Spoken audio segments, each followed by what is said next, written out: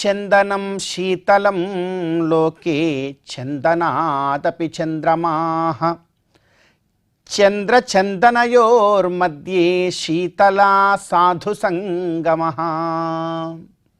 అత్యంత పవిత్రమైనటువంటి ఈ చైత్రమాసంలో శుభోదయ వేళలో దేవదేవుడైనటువంటి శ్రీమన్నారాయణుణ్ణి, కలియుగ ప్రత్యక్ష దైవమైనటువంటి శ్రీ వెంకటేశ్వర స్వామి వారిని పరిపరి విధాలుగా శరణాగతి చేస్తూ ఉత్తమమైన ఈ చైత్రమాస శుభోదయ సమయాన్ని మనం చరితార్థం చేసుకుంటూ ఉన్నాం.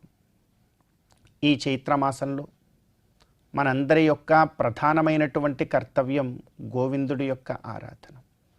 గోవిందుణ్ణి ఎంతగా భక్తి ప్రపత్తులతో మనం ఆరాధన చేస్తామో అంత గొప్పదైనటువంటి ఫలాన్ని మరి మనందరం కూడా పొందవచ్చు. గోవిందుడి యొక్క కైంకర్యంతో పాటుగా ఆ కైంకర్యము యొక్క ఔన్నత్యాన్ని, గొప్పదనాన్ని మనం తెలుసుకోవాలి అనంటే సాధు సంగమం చాలా గొప్పది. సత్సంగత్వే నిస్సంగత్వం అంటారు పెద్దలు.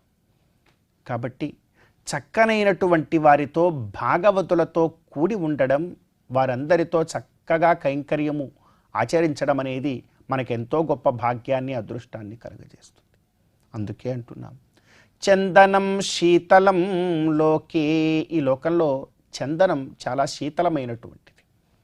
అంటే మనందరం కూడా తిరుమలకి వెళ్ళంగానే, తలనీలాలు సమర్పించంగానే ఆ శిరస్సుకు రాసుకుంటాం. చందనం చాలా చల్లగా ఉంటుంది తలకి.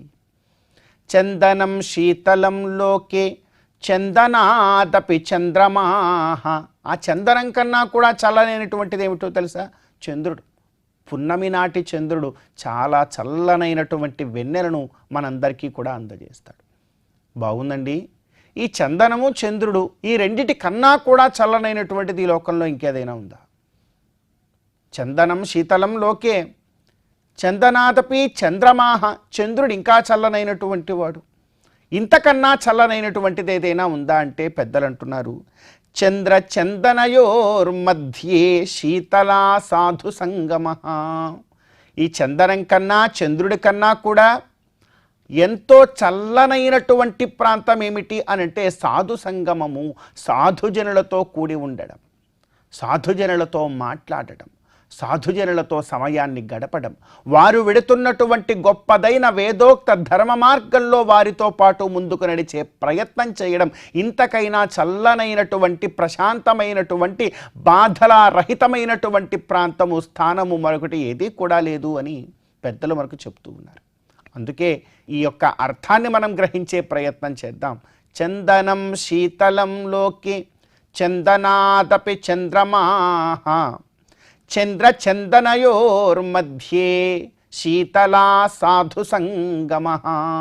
సాధు సంగమం అత్యంత శీతలమైనటువంటిది.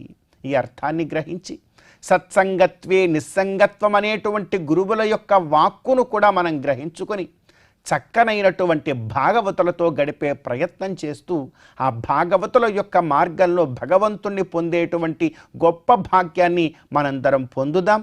ఈ చైత్రమాస శుభోదయ సమయాన్ని మనం చరితార్థం చేసుకుందాం.